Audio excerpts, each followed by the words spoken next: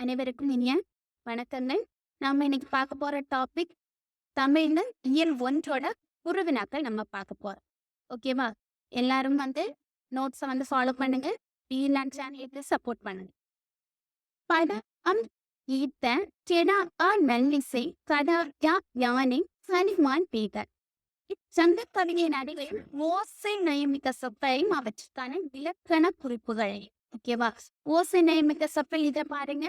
படா அம் can ஈத்த கெடா ஆ நல்லிசை கடா on யானை. இப்ப இந்த பாடல் அப்படியே நம்ம எழுதிருப்போம். இதுல ஓசை நயமிக்க சொற்கள்ல படா அம் கெடா ஆ கடா ஆன். இதே ஈத்த. அப்புறம் இதுல என்ன இருக்கு? நல்லிசை. ஓகேவா? இப்போ இந்த ஓசை நயமிக்க சொற்களை எடுத்து எழுதிட்டு இதுக்கு என்ன பண்ணணும்? இலக்கண குறிப்பு. இப்போ அந்த வார்த்தையில படா ஆ முடிச்சிருக்கா? இந்த மாதிரி லாஸ்ட் ஆயில முடிஞ்சிருச்சா? அது என்னது? செயலிசை அடிப்படை. ஓகேவா? ஈத்த அதாவது இந்த வேர்டு எனக்கு முடிவுபெறல. இந்த மாதிரி முடிவுபெறாம இருந்துச்சுன்னா அது என்னது? பெயரெச்சம்.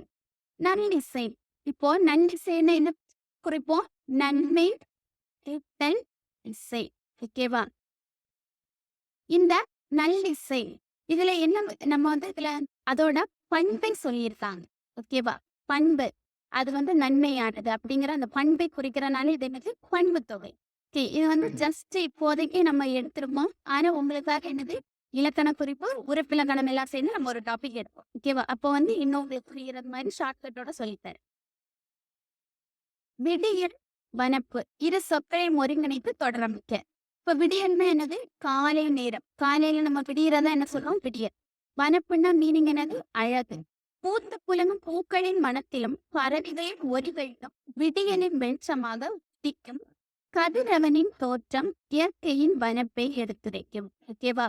பூத்து குலுங்கும் பூக்களின் மனத்திலும். இப்ப இங்க என்னது? பூக்கள் பூத்து குலுங்கிட்டே இருக்கு. அப்ப அந்த பூக்கள்ல என்னது? ஒரு வாசம் வந்துட்டே இருக்கும். வாசனைன்னா என்னது? மனம் வந்துட்டே இருக்கும். அந்த பூக்களை சுற்றிலும் என்னது? பறவைகள் கூட்டமாக இருக்கு.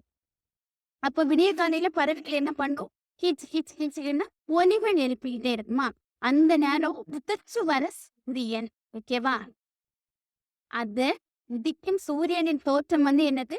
நம்மளோட இயற்கையோட மனைப்பை, அதாவது இயற்கையின் அழகின் எடுத்துரைக்கும். ஓகேவா? அப்படி சொல்லியிருக்காங்க.